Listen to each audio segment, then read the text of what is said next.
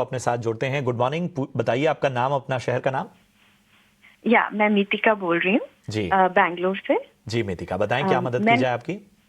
हाँ जी, मैंने कोल इंडिया के 419 के रेट पे 250 शेयर्स लिए हैं, अराउंड 6 मंथ्स बैक लिए थे। ठीक है। और निफ्टी अराउंड 4000 पॉइंट्स बढ़ गया, बट कोल इंडिया कभी बढ़ता नहीं है, मतलब इट इज वेरी डिसअपॉइंटिंग।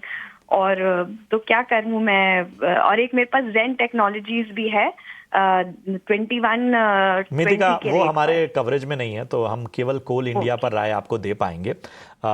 चलिए, इन सब के बीच में निमेश, मैं आपके पास आना चाहूँगा। कोल इंडिया आमतौर पे एक दौर था जब जो सरकारी क्षेत्र था और पीएसयूज़ में हम देख रहे थे कि एक अलग तरह की रैली नज़र आई। फिर वैल्यूएशन को लेकर भी बाद में कंसर्न्स हुए। हमने देखा कि किस तरह की रैली हमने डिफेंस में, बाकी पीएसयू स्टॉक्स में देखी।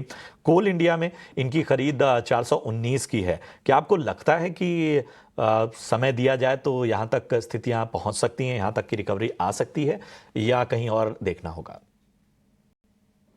देखिए, कोल इंडिया जिस तरह से एक लो बीटा काउंटर है, और पिछले 2024 में हम लोगों ने देखा था कि काफी एक अच्छा रनअप स्टॉक के अंदर आ गया है। तो फिलहाल अभी जो चल रहा है वो एक करेक्टिव टाइम करेक्शन भी प्राइस करेक्शन भी आ गया है, और अभी टाइम करेक्शन जो है वो चल रहा है। मेरा मानना है कि आपको थोड़ा टाइम देना पड़ेगा, क्योंकि स्टॉक फिलहाल अभी जिस तरह से देखिए तो लॉन्ग टर्म शॉर्ट टर्म सभी एवरेजेस के नीचे ट्रेड कर रहा है। हालांकि नीचे की तरफ जो स्ट्रॉन्ग सपोर्ट एरिया है वो 350 के आसपास का है। आपका 420 के आसपास आपका बाइंग प्राइस है।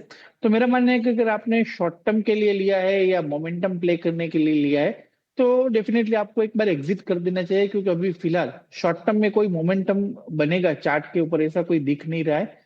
तो अगर आपने लॉन्ग टर्म के लिए लिया है या डिविडेंड प्ले किया है, तो आप डेफिनेटली होल्ड कर सकते हैं। कंपनी के फंडामेंटल काफी स्ट्रांग है, और जिस तरह से हम लोग देख रहे हैं कि आने वाले दिनों में बेटर आउटलुक जो है वो कंपनी के दिखाई दे रहे हैं। तो लॉन्ग टर्म के लिए से अगर आपके हैं तो मैं आपको होल्ड करने की राय देता हूं, और अगर आपने शॉर्ट टर्म के लिए लिया है तो मेरा मानना है कि एक बार आप लॉस बुक करके एग्जिट कर दीजिएगा, और जहां पर अच्छा मोमेंटम बन रहा है, जहां पर टेक्निकल ब्रेकआउट आया है, वो कोई स्टॉक के अंदर आप अपनी पोजीशन बना सकते हैं।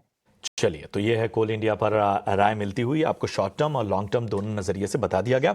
अगले कॉलर को अपने साथ जोड़ते हैं। वीएस तलवार साहब हमारे साथ हैं। वीएस तलवार साहब, गुड मॉर्निंग, पूछिए अपना सवाल। Good morning sir. मेरे पास एसबीआई है 807 के रेट से 250 शेयर। ठीक है, तो मैं करीब 1 साल रुक सकता हूँ। ठीक है, 1 साल का नजरिया एसबीआई। इंटरेस्टिंग बाइंग है, इनके बाइंग के आसपास ही अभी फिलहाल स्टॉक ट्रेड करता हुआ। और शरण, बताइए 1 साल के नजरिए से एसबीआई कैसा लगता है इनको? तो निफ्टी पीएसयू बैंक क्षेत्र ही बहुत अच्छा लग रहा है। आने वाले समय में मुझे लग रहा है काफ़ी अच्छा करेंगे, और रेट कट के बाद और सीआरआर कट के बाद डेफिनेटली एसबीआई के चेयरमैन ने तो बोला उनकी ग्रोथ 12-13 से 17% भी जा सकती है।